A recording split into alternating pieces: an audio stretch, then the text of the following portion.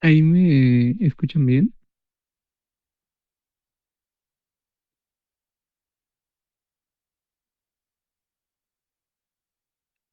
Va que va. Pues yo creo que ya vamos a comenzar. Ahorita que son 8:06.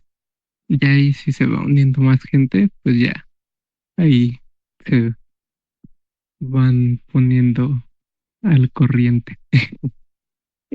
Déjenles voy compartiendo pantalla.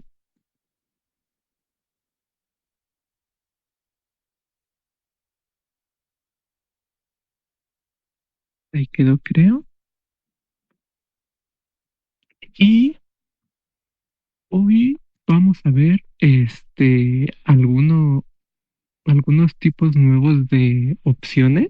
Con el profe no pude leer las notas de lo que han estado viendo, pero sé que al menos ya tuvieron que haber visto la definición de opción put, opción call y contrato forward.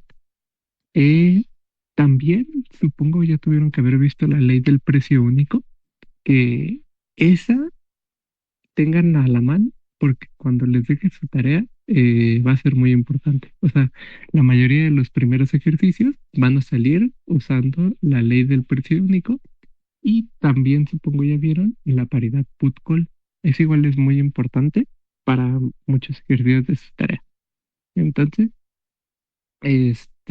no sé si ya han visto algún otro tipo de opciones, pero diría que todavía no. ¿O ya vieron algún otro tipo de opciones que no sea la call, la put o el forward?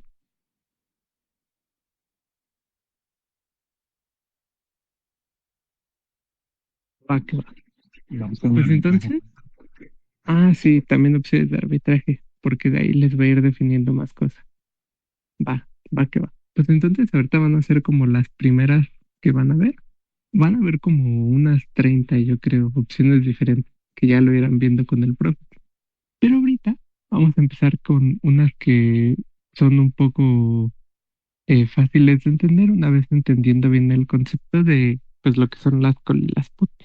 Vamos a empezar justamente con las opciones cash or nothing y asset or nothing. Entonces, ¿qué son este tipo de opciones?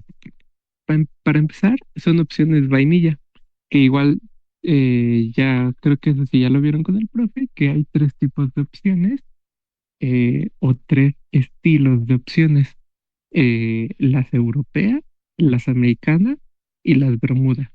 En general, a lo largo de todo el curso, vamos a trabajar solo con opciones vainilla.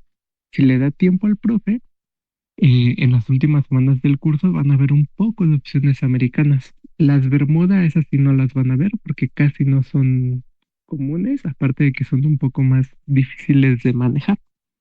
Las opciones vainilla, eh, como recuerdan, son simplemente las opciones que tienen estilo europeo, es decir, que solo se pueden ejercer en la fecha de vencimiento.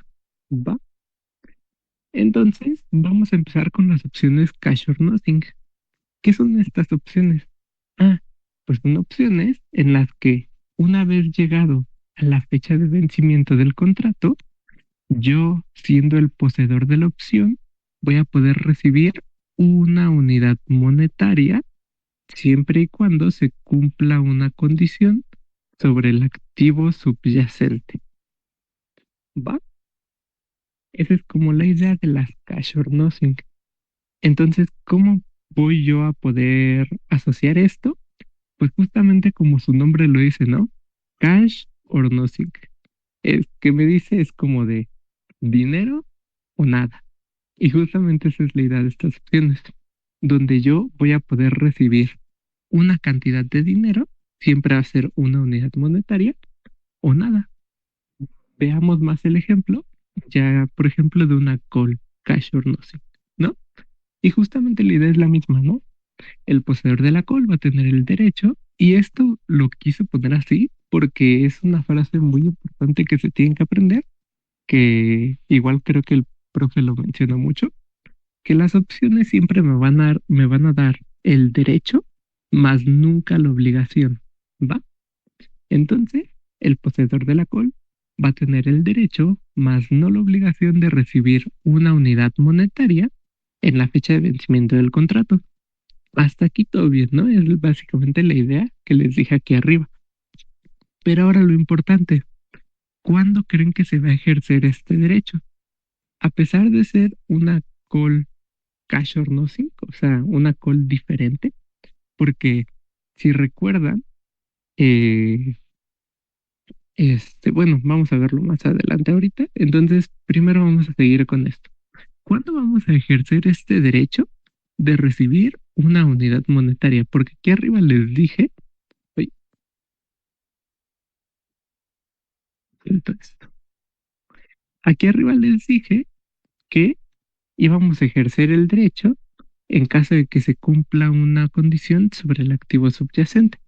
En una call, ¿qué condición se tiene que cumplir eh, para ejercer este derecho? ¿Alguien recuerda?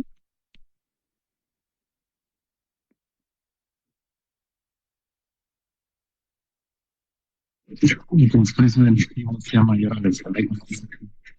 Justamente. O sea, aquí a pesar de no recibir como tal el payoff de una call, que es SDT, es SDT menos K, aquí vamos a recibir una unidad monetaria como tal. Pero, aunque el payoff sea diferente, la condición de otorgamiento va a ser la misma. Entonces, justamente, ¿no? ¿Cuándo vamos a ejercer este derecho? Pues lo vamos a ejercer siempre y cuando el precio strike el precio del activo subyacente sea mayor, por eso igual aquí lo subrayé, al precio strike, ¿va? Y entonces les digo, la condición es la misma y el payoff, que es el que tenemos aquí, va a ser justamente lo que les puse aquí arribita, ¿no? Como notación, lo ponemos como simplemente una indicadora que se va a cumplir siempre y cuando SDT sea mayor que K. O sea, que el precio del activo subyacente sea mayor al precio strike. Si desglosamos esa indicadora, nos va a decir que pues justamente va a valer uno cuando SDT es mayor a K y cero cuando SDT es menor o igual a K. Recuerden que SDT es la notación que usamos para el precio del activo subyacente. Este subíndice es el que puede variar, pero justamente aquí, como es el precio al momento de la fecha de vencimiento, es el precio al momento T, que recuerden que justamente es la notación que usamos para la fecha de vencimiento de los contratos. Y K, la notación que usamos para el precio strike. Entonces, esa es una call cash or nothing. Y lo bonito de estas opciones es que, como les digo, son más fáciles e intuitivas de entender. Porque, ¿qué es la put cash or nothing? Ah, pues si se dan cuenta, la definición como tal es básicamente la misma. El poseedor de la put va a tener el derecho, más no la obligación, de recibir una unidad monetaria en la fecha de vencimiento del contrato. Es literalmente la misma definición. Entonces, donde nosotros creemos que va a estar el cambio es en cuándo se va a ejercer el derecho. Si en la call el precio del activo subyacente tenía que ser mayor al precio strike, ¿qué tenía que pasar en la put para nosotros ejercer este derecho?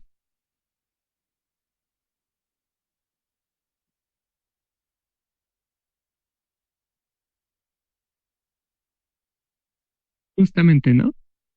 Tenía que pasar lo contrario, que K fuera mayor al activo subyacente o bien que el precio del activo subyacente fuera menor al precio strike, ¿no?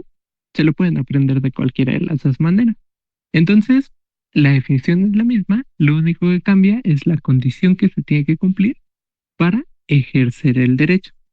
Recuerden que estas condiciones, si no las recuerdan como tal, simplemente hagan memoria de que las call me dan el derecho a comprar y las put el derecho a vender. Y ya de ahí se puede sacar un poco intuitivo, ¿va? Entonces, ¿cuál va a ser el payoff? Ah, pues el payoff va a ser literalmente el mismo, pero justamente lo que va a cambiar es la condición, ¿no? Aquí era cuando ST era mayor acá y aquí cuando ST es menor acá. Todo lo demás es lo mismo, ¿no? Sigue siendo una indicadora que va a valer 1 cuando ST es menor acá y 0 cuando ST es mayor o igual acá. Eh, entonces, sí, justamente subrayé estas partes que según yo son las importantes, que es lo que se tienen que aprender, porque lo demás es básicamente lo mismo, ¿no? Y estas serían las opciones cash or nothing. ¿Alguien tiene alguna duda?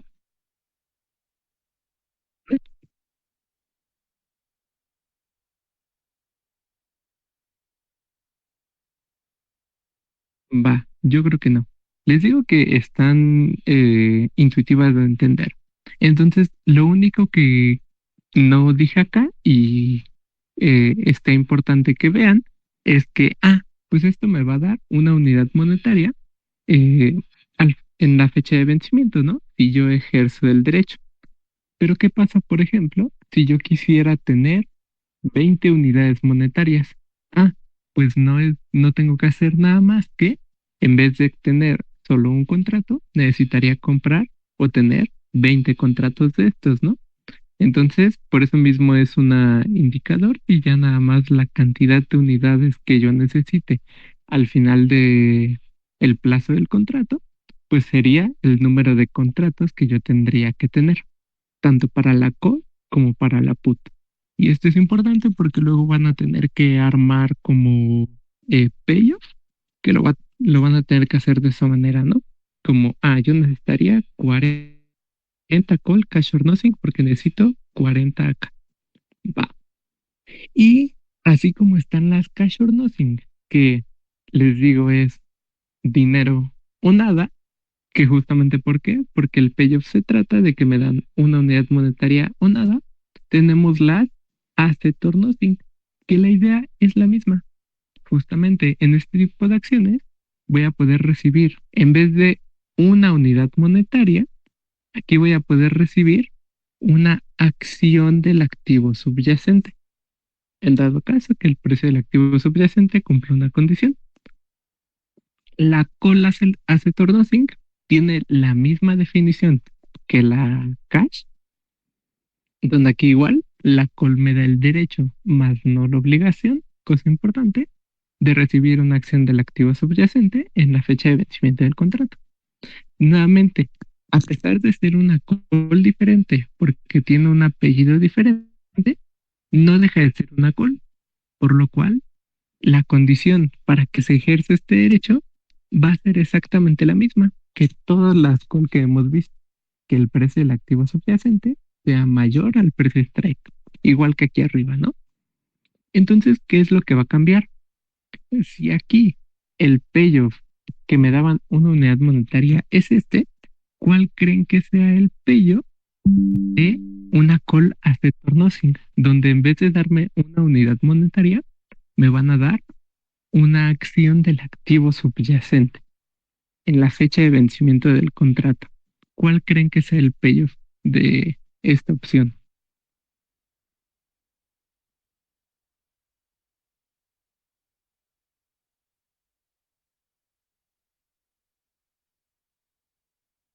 Justamente, o sea, es la acción, pero en notación como lo pondríamos. La acción y cero, ¿no? La acción sí es el mayor pecado y cero lo contrario. Sí, justamente.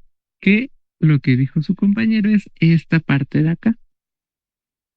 La acción, como es la acción, pues lo denotamos justamente como ST.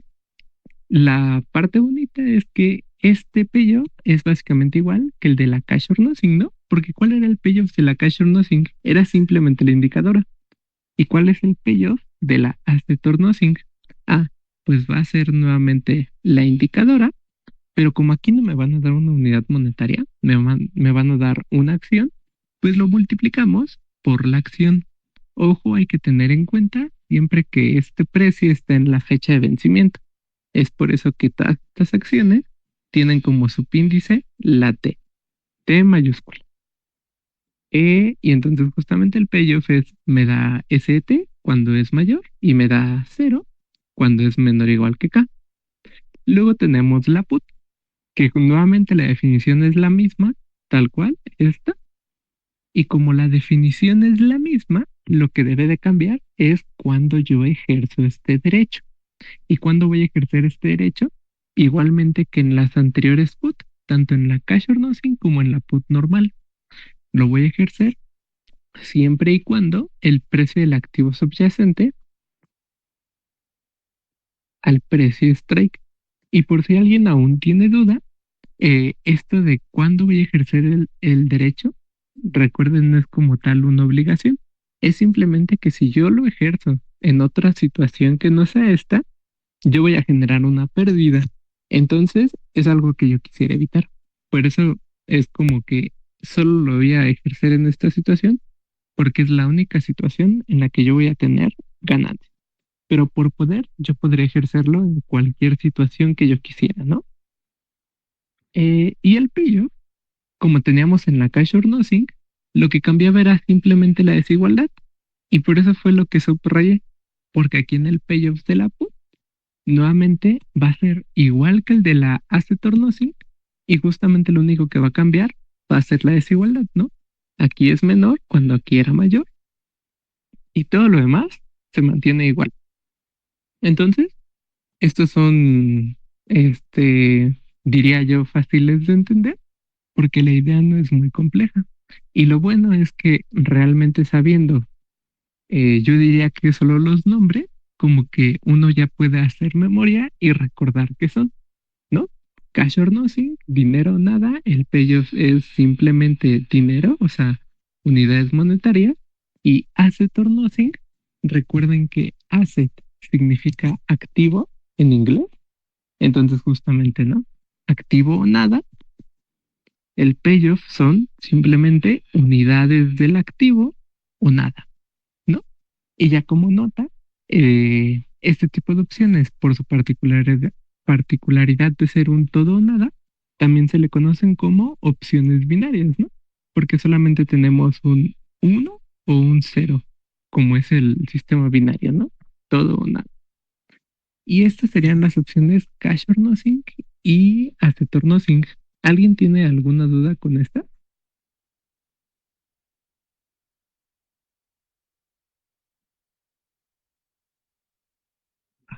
Pongo, va que va, todo bien. Entonces, dato importante acá, recuerden que todo esto se maneja mediante opciones vainilla, ¿va? No pueden ser ni americanos ni bermudas, porque si no, todo esto ya no se cumple. Entonces, esto es importante. Opciones vainilla. Ahora vamos a ver otro tipo de opciones, que son las opciones GAP, que si alguien recuerda, la traducción de GAP como tal, si lo traducimos del inglés, nos encontramos con que es brecha. Y esto va a ser importante ahorita más adelante. Entonces, justamente, las opciones GAP, si lo metemos tal cual al traductor, nos encontraríamos con las opciones brecha.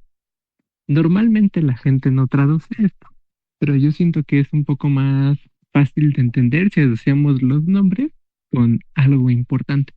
Entonces, por eso, ¿no? Por eso lo de brecha. ¿Qué vamos a tener en este tipo de opciones?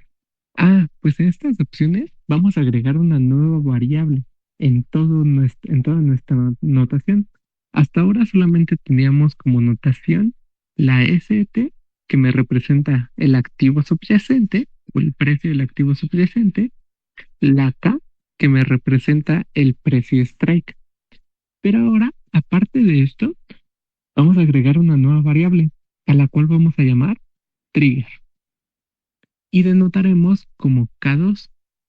O sea, a estas variables ahora vamos a tener otra nueva variable que le vamos a llamar K2. Pero como le pusimos a otra K2, a la que ya teníamos, que es la letra K, que nos representa el precio strike, le vamos a poner K1. Ojo, esto no va a ser para siempre. O sea, a las call y lo que vimos arriba, lo vamos a seguir poniendo solo como S, T y K, pero cuando tengamos un trigger, no podemos poner a esta solo K. Le tenemos que poner forzosamente K1 para el trigger ponerle K2. Y también dirán, pues para hacer con otro nombre, pues, ¿por qué no se les ocurrió ponerle otra letra, no? No sé, una F. ¿Para qué tener que poner subíndices? Porque el trigger en algunas de las opciones, porque no solo aparecen en las gap, aparecen en otras opciones, en algunas opciones va a tener una función como de precio strike. Entonces, por eso se hace como intuitivo tener la misma notación, porque tiene más o menos la misma función, ¿va? Entonces simplemente quise hacer esta como nota para que no nos confundamos ahorita más adelante. Porque, por ejemplo, una call gap, la notación para estas es la siguiente. Una K1, K2 call gap, donde ponemos K1, K2 entre corchetes y separados por coma. Por ejemplo, cuando tengan ejercicios normales, van a, sería lo siguiente, por ejemplo, una call con precio strike 10 y trigger 8, call gap. Así los van a ver, ¿no? Una 10 8 call gap, donde siempre el primer número va a ser el precio strike y el segundo el trigger, ¿va? Entonces, una K1, K2 call gap le va a dar el derecho al poseedor de obtener en la fecha de vencimiento, y aquí está un poco más eh, turbia a comparación de lo anterior. La diferencia entre el precio del activo subyacente y el precio strike. ¿Va? Entonces, ¿qué va a pasar acá? Si se dan cuenta, en el payo como tal, que es la diferencia entre el precio del activo subyacente y el precio strike, todavía no entra ahí el trigger. Entonces diremos, pues, ¿en qué momento va a entrar el trigger, no? O sea, si lo estamos agregando, tiene que entrar en algún momento. ¿Y dónde va a entrar? Ah, pues va a entrar justo en cuándo se ejerce este derecho, porque aquí sí va a cambiar un poquito, porque recuerdan que acá, por ejemplo, es cuando el precio del activo subyacente es mayor al precio strike, pues acá, ¿qué creen que sea? ¿Alguien tiene una propuesta para cuándo ejercer este derecho?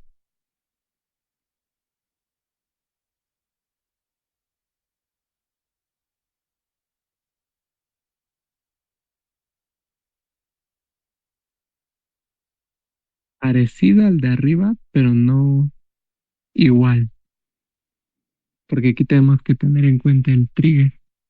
¿Se les ocurre algo?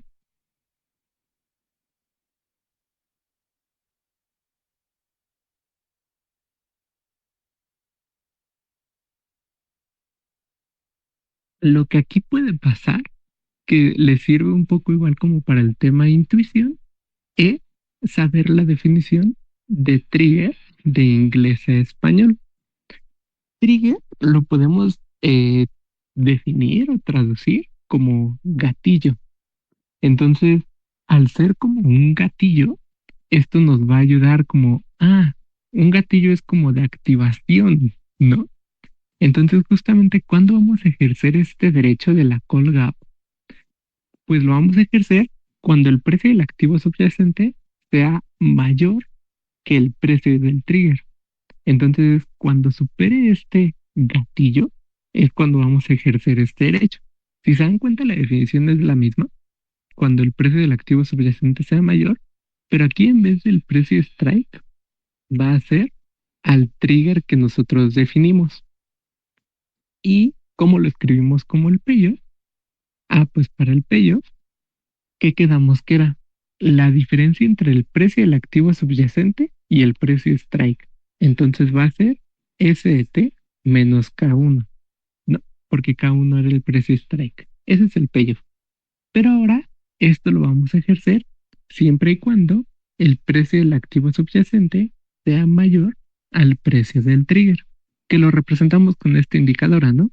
La indicadora cuando el precio del activo subyacente es mayor al trigger, que el trigger era K2. Y así lo desarrollamos, pues esto va a valer ST menos K1 cuando ST es mayor a K2 y esto va a valer 0 cuando ST es menor o igual a K2. Nuevamente lo importante aquí es saber esta parte de acá, o sea, la parte del payoff y en qué momento se va a ejercer. Entonces, en estas opciones, sí vamos a graficar el payoff, cosa que no hicimos acá arriba, porque si se dan cuenta no dejan de ser más que constantes básicamente, ¿no? O sea, aquí el payoff sería como 0, 0, 0, 0 y luego 1. Ese sería como el tema del payoff, cosa que no tiene como mucho sentido, ¿no? Esto para la call y bueno, para las cash or nothing y para las asset or nothing, pues sería 0, 0, 0, 0 y luego ST, que sería como eh, una diagonal, ¿no? Que igual no tiene mucho sentido. Por eso acá no graficamos el payoff. Pero aquí sí, aquí creo que sí ya graficaron con el profe los payoffs tanto de la call como de la put como del forward, ¿no? Como para saber, ¿sí? Va que va.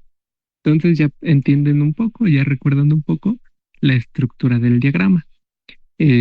O sea que en el eje horizontal tenemos el valor de ST, cómo va subiendo, el del activo subyacente, y en el eje vertical tenemos el payoff.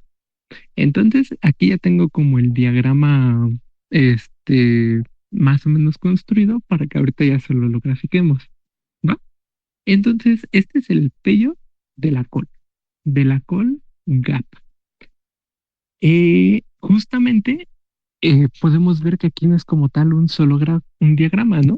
Porque como aquí afecta un trigger en la ecuación, aquí tenemos dos casos. Cuando el precio strike que nosotros definimos es menor al trigger y cuando este precio strike es mayor al trigger. Recuerda, y aquí es donde vamos a hacer como el hincapié, que aquí vamos a ejercer este derecho cuando el precio del activo subyacente sea mayor al trigger. Pero lo que vamos a tener nosotros de pello va a ser ST menos K1. Entonces, no sé si ahorita lo puedan ver, pero bueno, ya se ve más o menos en el diagrama, ¿no? Pero justamente en alguno de estos dos casos vamos a tener un payoff negativo. Y ahorita vamos a ver, ¿no? Entonces vamos a hacer primero este acá, el caso uno cuando K1 es menor a K2. Siempre empezamos con la parte fácil, ¿no? Siempre y cuando ST sea menor o igual a K2, esto va a valer cero. Entonces, déjenlo, pongo con otro color, no sé, mora, bueno, azul. Cuando ST sea menor o igual a K2, esto va a valer cero, ¿no? Entonces acá, ¿están de acuerdo conmigo? Que acá, cuando ST es menor o igual a K2, vale cero. Acá es el caso cuando K1 es menor o igual a K2. Está tanto aquí abajo como arriba. Y luego, cuando esto es menor o igual. Entonces, cosa que hay que recalcar acá es que aquí esto es cerrado, ¿no? Es un punto cerrado. Toca el K2. Y luego, cuando ST es mayor a K2, o sea, justamente en esta parte de acá, el pello va a ser ST menos K1. Entonces, ¿dónde vamos a iniciar? ¿Dónde vamos a iniciar este diagrama de pello? Cuando ST es mayor a K2 y esto es ST menos K1. ¿Están de acuerdo que en este punto de acá ST vale K2? Entonces, en este punto de acá, el payoff sería K2 menos K1, ¿no? Porque sustituimos ST menos K1 por el valor que tiene ST, que en este punto es K2. Entonces, justamente sería acá, ¿no? K2 menos K1. La escala no está bien, obviamente, porque aquí vemos que K1 tiene tres cuadritos y K2 tiene dos, pero es simplemente con que entiendan la idea. Aquí entonces están de acuerdo conmigo que este diagrama inicia en este punto de acá. Y lo pongo así porque es abierto, ¿no? Porque aquí ya dijimos que es cerrado. Aquí va a iniciar nuestro diagrama en K2 menos K1 y luego va a ser S de T menos K1. Conforme S de T vaya valiendo más, entonces aquí tendríamos una diagonal así para arriba, ¿no? Así. Eh, ¿A todos les queda claro o están de acuerdo conmigo en por qué el diagrama del payoff tiene esta forma?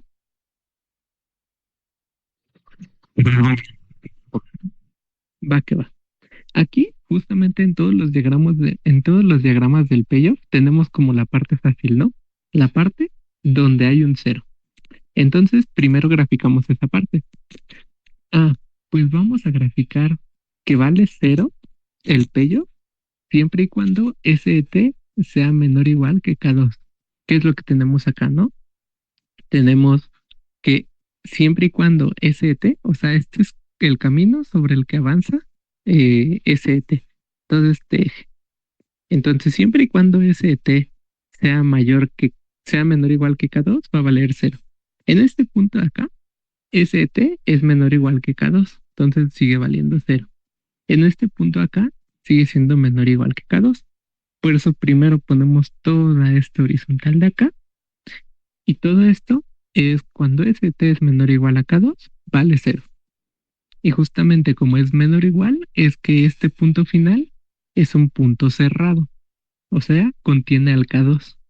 Y luego justamente la parte complicada siempre es esta parte. ¿Qué es lo primero que vamos a hacer? Pues en qué momento o en qué punto del diagrama vamos a comenzar, ¿no?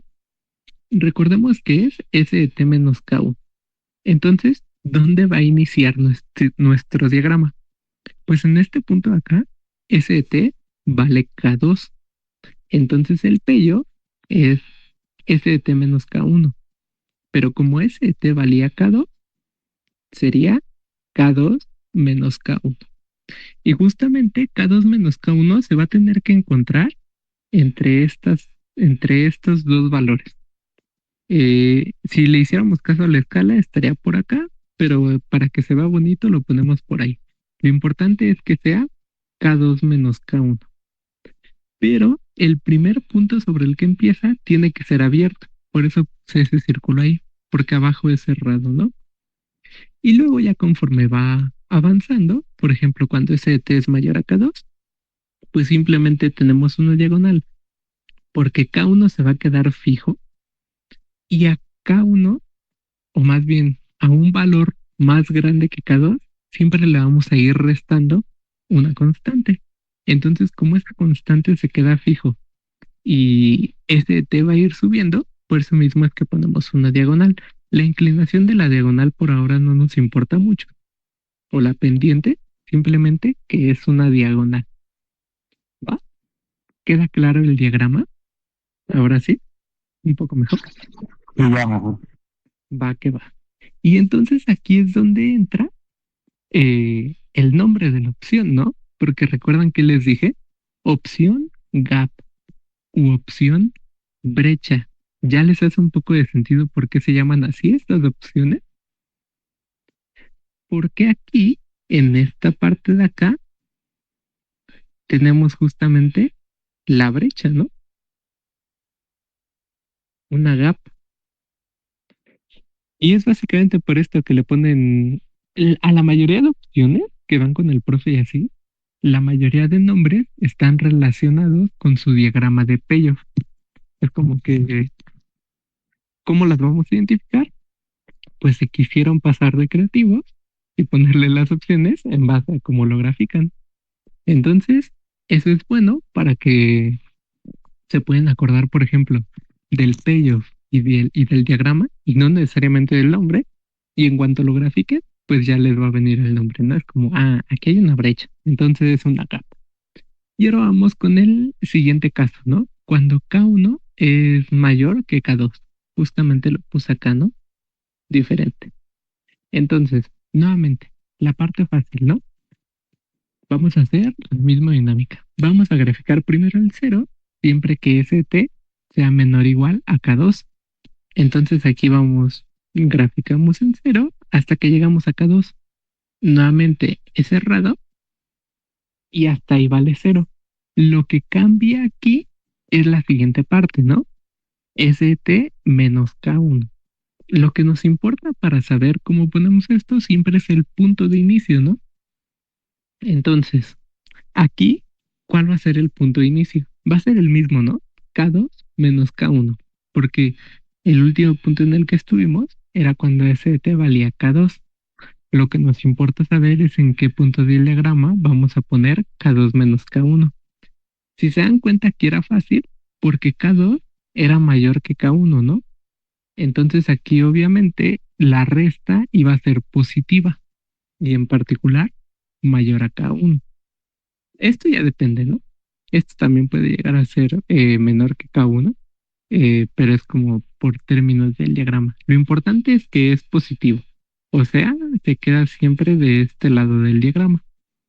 Pero aquí K2, como es más chiquito que K1, en este caso a una cantidad constante le estamos quitando algo más grande, por lo cual en esta parte el K2 menos K1 se nos va a ir hasta el lado negativo del diagrama, ¿no?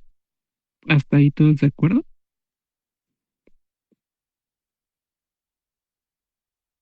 Va que va.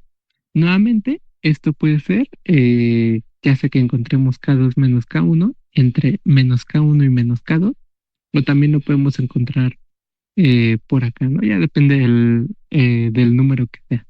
Lo importante es esto, que justamente K2 menos K1 está del lado negativo del diagrama y pues si aquí terminamos, aquí empezamos. Aquí ponemos nuestro círculo de partida que nuevamente es abierto y nuevamente este va a seguir siendo ST menos K1 y como ST va a ir subiendo en valor y K1 se queda constante, nuevamente esta va a ser una constante, ¿no? Una constante de subida que O en el punto en el que ST valga K1, están de acuerdo que el payoff sería K1 menos K1, o sea, cero. Es por eso que sí o sí aquí tiene que interceptar a K1 en cero. Entonces aquí seguimos subiendo, intercepta a K1 en cero y de ahí sigue subiendo la diagonal. Entonces aquí se importa un poquito la pendiente de la recta, ya que sabemos que tiene que interceptar a K1 justamente en el eje cero, ¿no? Y nuevamente aquí tenemos la dichosa graph, ¿no? Creo que ya no la voy a poner porque se ve medio feo, pero nos damos cuenta que igual tenemos la brecha en el diagrama. ¿Qué es lo único malo de aquí? Que aquí todo parece bonito, ¿no? Es como que, pues yo tengo mi payoff, donde pues aquí en una parte del tiempo vale cero, pero luego doy un brinco y tengo una ganancia grande, ¿no? ¿Qué es lo malo de este caso? Que, pues aquí estoy en el mismo caso, mi payoff vale cero, pero luego hay un punto del tiempo donde mi payoff es negativo, o sea, yo estoy teniendo una pérdida. Entonces, aquí este tipo de situaciones son las que a mí me gustaría evitar, porque si no, justamente ahí estoy teniendo una pérdida y esos son, pues, casos que no me gustan, ¿no? Ya a partir de aquí es donde pues ya se pone bonito, aunque si se dan cuenta, este tipo de casos, o sea, este diagrama en general es peor que este, ¿no? Porque no solo aquí estoy expuesto a tener una pérdida, sino que aquí mi ganancia empieza desde un punto más alto que acá. Es decir, que aquí me va a costar un poco más de tiempo llegar a tan siquiera el punto de partida. Entonces, moraleja, evitar este tipo de situaciones en las colga. ¿Alguna duda con este diagrama?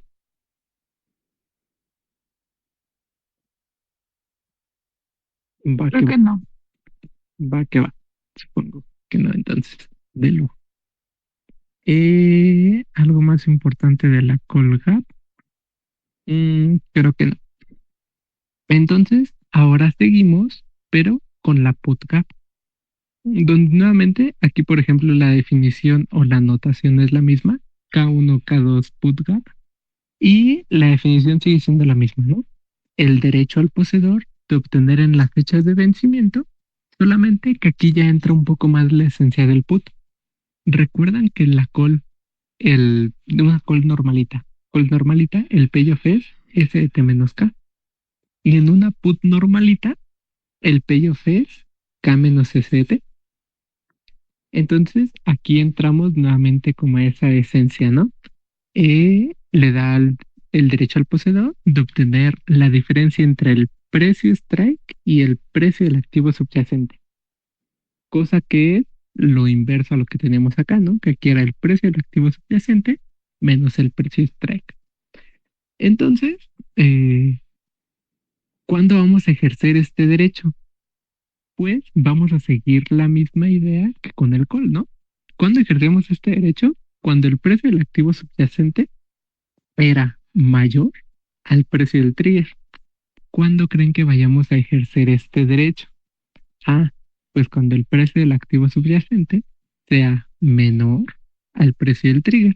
Entonces, los dos tienen la misma definición, los dos conservan la misma idea de que en uno es mayor y en otro es menor, solo que aquí en vez de relacionarlo con el precio strike, lo relacionamos con el precio del trigger. ¿Va? Y respecto al payoff, tenemos exactamente el mismo payoff, ¿no? Solamente que aquí tenemos ST menos K1 y como les dije, aquí tenemos K1 menos ST. Invertimos nuestras variables. Y también, ¿qué pasa? La indicadora, ¿no? La indicadora cambia. Acá es la indicadora cuando sea mayor, ST mayor a K2, y acá es la indicadora cuando sea menor. En este caso, menor o igual que K2. Doble más es igual, ¿no? Aquí nos dan K1 menos ST y justamente esta parte de acá igual cambia. ¿Sí? ¿Queda clara la idea del pello para ahorita graficarla de nuevo?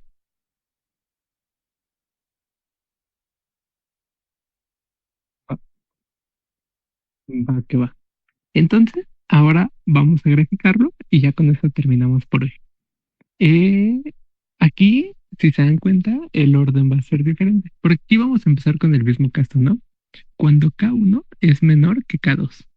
Entonces, cuando K1 es menor que K2. Nuevamente empezamos con la parte fácil, ¿no? La parte cuando vale cero. Entonces, esto va a valer cero siempre y cuando ST sea mayor que K2. Entonces, ¿qué tenemos aquí?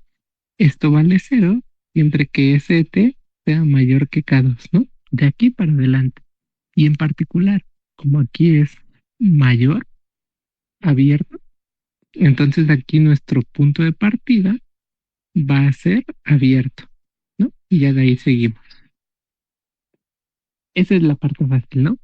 Y ahora lo que se nos puede complicar es la otra parte, cuando ST es menor o igual a K2. Eso va a valer K1 menos ST. Lo que nos importa siempre es marcar el punto de partida. Entonces, cuando ST vale cero, este payoff sería K1 menos cero. Entonces, ¿cuál va a ser nuestro punto de partida? Pues va a ser K1. Y ahora que nos interesaría ver, por ejemplo, cómo se comporta en esta parte, en este punto de acá. Ya vimos dónde inicia. Luego, cuando ST vale K1, esto valdría K1 menos K1. Y esto vale cero. Ah, entonces ya sabemos que en este punto acá, sí o sí, tiene que pasar por el cero. Y ya por último, me interesaría saber cómo se comporta cuando ST vale K2, para ver, para ahora sí unir la línea, ¿no? Esto tendrá que valer K1 menos K2, ¿no? Cuando ST vale K2. Entonces acá, justamente, buscamos el punto K1 menos K2, donde como K2 es mayor a K1, este valor va a ser negativo, como en el caso de acá arriba, ¿no? Va a ser negativo, donde puede estar en esta parte acá o en esta acá. Eso ya depende cuando nos metamos con números normales. Y entonces Cuando ese te valga K2, se va a encontrar por aquí. Y ahora sí, atendiendo estos tres puntitos, ya sé dónde tengo que hacer mi diagonal, ¿no? Una que empiece en K1, que pase por K1 y que termine en K1 menos K2, ¿va? Y aquí cerrado, porque aquí queda que es menor o igual, ¿va? ¿Alguna duda con este diagrama de Payoff?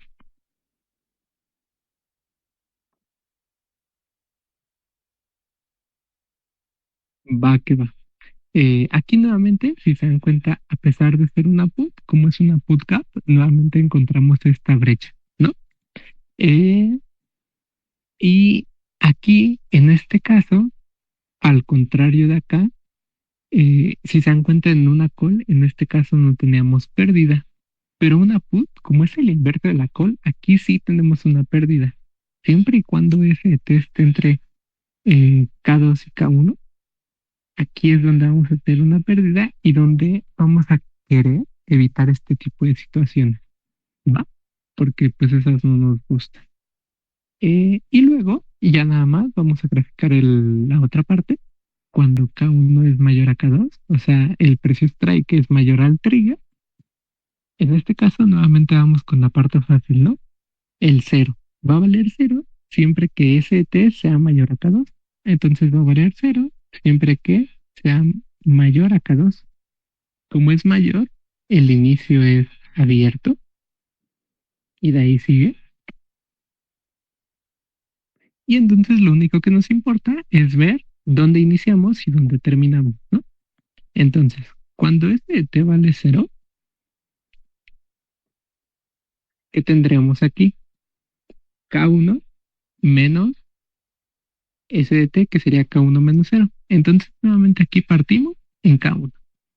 Y luego, cuando SDT vale K2, aquí tendríamos K1 menos K2, donde K2 es más chiquito que K1, ¿no? Entonces, K1 menos K2 es positivo. Entonces, aquí es donde terminaría, ¿no? Entonces, justamente la diagonal de la primera parte tendría que ser algo así, donde este último punto es cerrado porque aquí es ST menor o igual a K2. Nuevamente nos encontramos con esta brecha de acá porque es una gap. Y si se dan cuenta, el diagrama es básicamente el mismo o muy parecido a cada uno correspondiente, solamente lo que cambia es como el orden, ¿no? De aquí es cuando K1 es menor a K2, se refleja cuando K1 es mayor a K2, ¿no? Y lo mismo en el otro. Entonces, supongo igual, no hay problema con el diagrama. Y entonces estas serían las opciones CAP. Ahorita ya no me da tiempo porque hay que hacer más desarrollo. Eso supongo lo van a ver con Selim, pero si tienen tiempo libre y les da curiosidad, pueden ir pensando en por qué les di estos dos temas al mismo tiempo. Las GAP y las Cash y Asset. Hay una manera de que si este es mi payoff de una put gap y de una call gap, les recomiendo desarrollarlo más de esta manera, pero hay una manera de escribir el payoff de una call gap y de una put gap en términos de payoff de call asset y cash or nothing. ¿Va? Eh, Me gustaría que lo fueran pensando para que cuando lo vean con el profe o cuando lo vean conmigo, ya como que les vaya haciendo sentido lo que ustedes dedujeron por su parte. Y entonces eso sería todo por hoy. En general, ¿tienen alguna duda con lo que vimos hoy o con lo que han visto con el profe?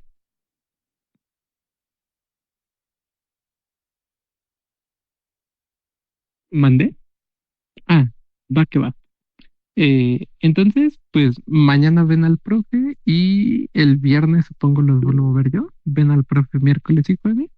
Igual siempre cualquier duda que tengan, me pueden escribir a mí por Telegram, por correo también, pero casi no lo reviso. Entonces, de preferencia por Telegram.